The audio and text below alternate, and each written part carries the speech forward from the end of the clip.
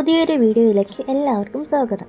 ഇന്നത്തെ വീഡിയോ കൊല്ലം ജില്ലയിലെ സാമ്പ്രാണിക്കുടി എന്ന തുരുത്തിലാണ്. കൊല്ലം ജില്ലയിൽ തന്നെ ഏറ്റവും മനോഹരമായൊരു ദ്വീപാണ് സാമ്പ്രാണിക്കുടി.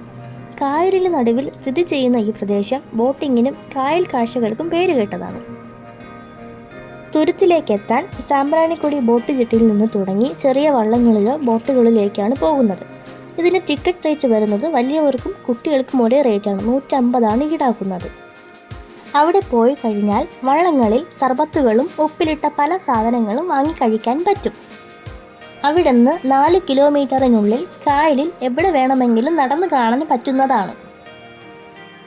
കണ്ടൽക്കാട്ടിലെ കാഴ്ചകൾ കാണാൻ ആഗ്രഹമുണ്ടെങ്കിൽ ഒരാൾക്ക് 100 രൂപ കൊടുത്താൽ വള്ളത്തിൽ കൊണ്ടുപോകുന്നതാണ്. എനിക്ക് ഏറ്റവും കൂടുതൽ ഇഷ്ടപ്പെട്ട കാഴ്ചയാണിത്.